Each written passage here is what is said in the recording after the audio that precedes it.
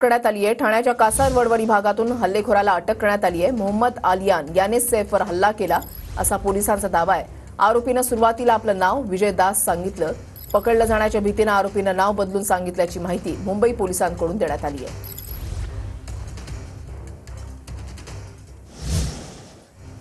तर अटक केल्यानंतर आरोपीची चेंबूरमध्ये पोलिसांकडून चौकशी करण्यात आलेली आहे। चेंबूरमधल्या चौकशीनंतर आरोपीला खार पोलीस ठाण्यामध्ये आणण्यात आलं।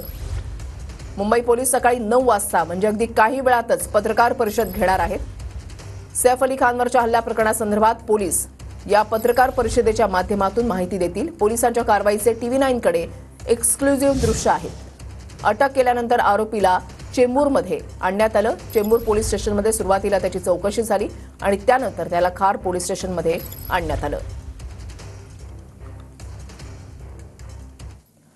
ठाण्यामधल्या लेबर कॅम्पमधील कारवाईचा व्हिडिओ TV9च्या हाती लागलाय। मध्यरात्री लेबर कॅम्पमध्ये पोलिसांनी चौकशी केलेली होती। लेबर कॅम्पच्या कर्मचाऱ्यांना आरोपीचा फोटो दाखवत पोलिसांनी सुरुवातीला चौकशी केली। आरोपीचं लोकेशन जे आहे ते या ठिकाणी ट्रेस झालेलं होतं, त्याच्यामुळे पोलिसांनी हालचाली करत या भागामध्ये ते गेलेले होते आणि यावेळेला या लेबर कॅम्पमध्ये असलेल्या मजुरांची त्यांनी कसून चौकशी केली, त्यांचे मोबाईल तपासले, आरोपीचा फोटो त्यांना दाखवला आणि सविस्तर माहिती जी आहे ती जाणून घेण्याचा प्रयत्न करण्यात आला।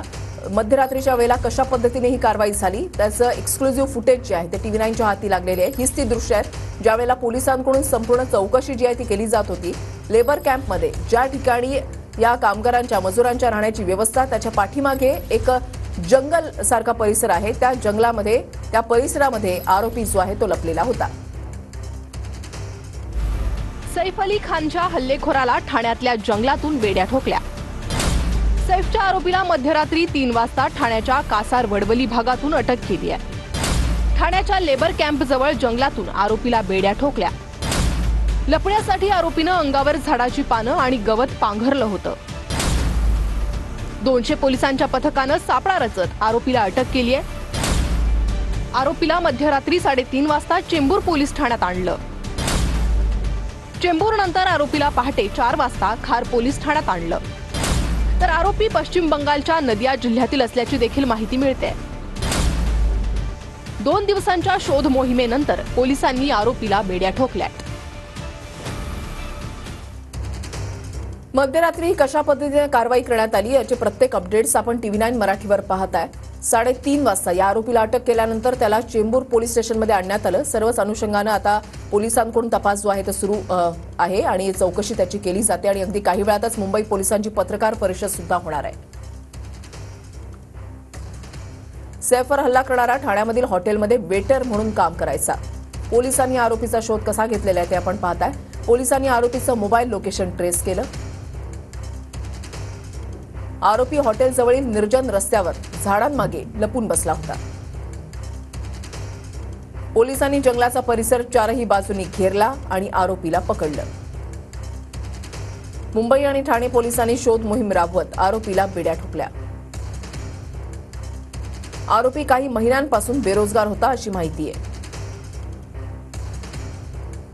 पैशांसाठी चोरीच्या उद्देशाने आरोपीनं सैफच्या घरी प्रवेश केल्याची पोलिसांची प्राथमिक माहिती आहे। आरोपी मुंबईतील वरळी कोळीवाड्यामध्ये काही मित्रांसोबत भाड्याच्या घरामध्ये राहतो। मोहम्मद आलियान याने सैफवर हल्ला केला असा दावा पोलिसांचा आहे।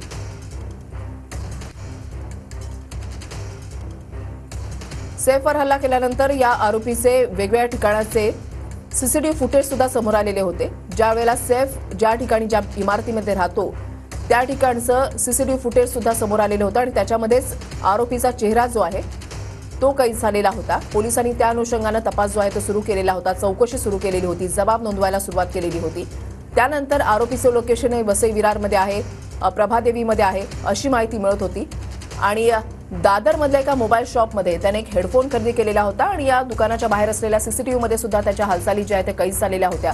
आपली ओळख लपवण्यासाठी या आरोपीने आपलं नाव बदललं आणि सोबतच सैफवर केलेल्या हल्ल्यानंतर त्याने आपले कपडे सुद्धा बदललेले होते, कारण ज्या वेळेला तो या इमारतीमध्ये घुसलेला होता त्यावेळेला त्याने काळ्या रंगाचे कपडे घातलेले होते। ही 2 दृश्य आपण पाहताय। मुंबई पोलिसांची थोड्याच वेळात पत्रकार परिषद होतीये। खार पोलिसांची हीच ती टीम आहे ज्यांनी या आरोपीला शिताफीनं अटक केली आहे आणि सैफवरच्या हल्लेखोराच्या अटकेचे दृश्य TV9 कडेच आहे. TV9 मराठीवर ही एक्सक्लुझिव्ह दृश्य आपण पाहताय.